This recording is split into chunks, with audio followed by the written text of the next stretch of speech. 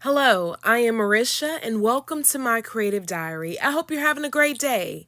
Get your stripe dies ready because we're about to create a birthday card.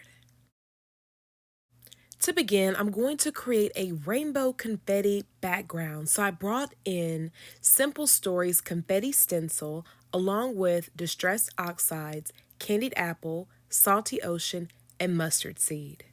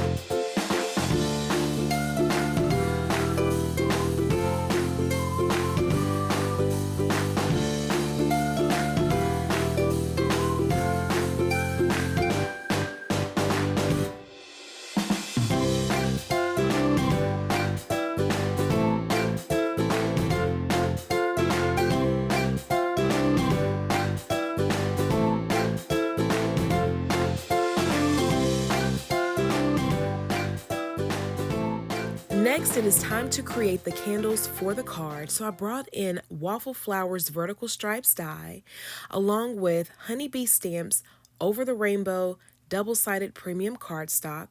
I'm going to select the cardstock I'm going to use and then I'm going to die cut them out. Now here is a tip, trick, hack, whatever you want to call it. I brought in Honeybee Stamps U die set and I'm going to select this one right here and I'm going to die cut just this part right here. Why? Because it resembles the flame to the candle. And here's the thing, I don't own a candle die set of this size in my stash. So I just began looking and I saw the U and I was like, okay, that little piece right there resembles the flame. It kind of looks like a flame. Let me test it out. So I cut it out of yellow cardstock and there you have it, the flame to the candle. How cool is that? Next, I brought in the candles along with the faux flame, and I'm going to determine how much I need to trim off. Once I do, I am going to save the piece that I cut off for a future project. And I want to encourage you that if there is something that you are looking to create, whether it's a card or another craft project, look through your stash, look through your supplies and see what you have. Use your imagination. You never know what you will find. A lot of times we'll go and just buy when oftentimes what we need is right there. Next, I'm going to add a little bit of color to the flame. So I brought in my blending brush that I used to create my background. So it still has some color from the candied apple on it. And as you see right here, I'm just using the blending brush to apply just a little bit of color. And I'm going to repeat this step for the rest of the flames. Next up, I brought back in my panel along with the brushes that I used to create this background, and I'm going to add a little bit more color to it.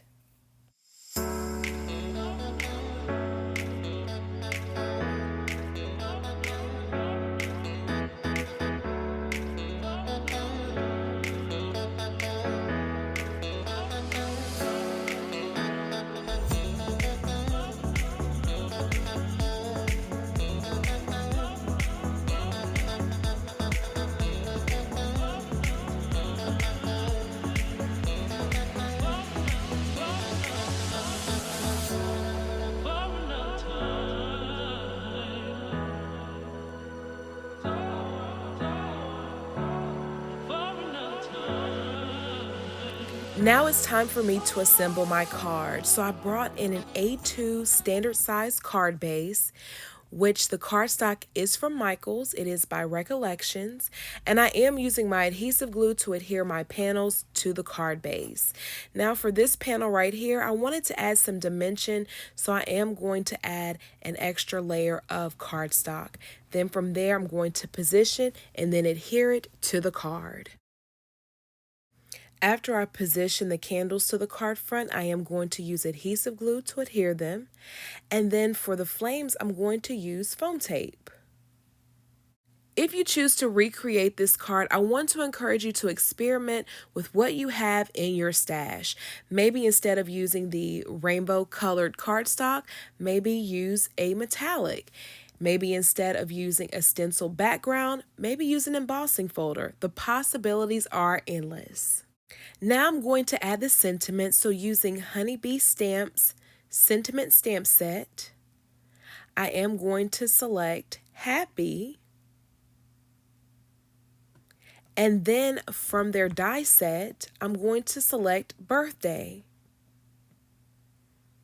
I am going to then use my adhesive glue to place the birthday sentiment on the card front. And then for the banner, instead of using foam tape, I'm going to use strips of cardstock from my stash, and I'm going to glue them to the back, creating dimension. And then from there, I'm going to position and place it on the card.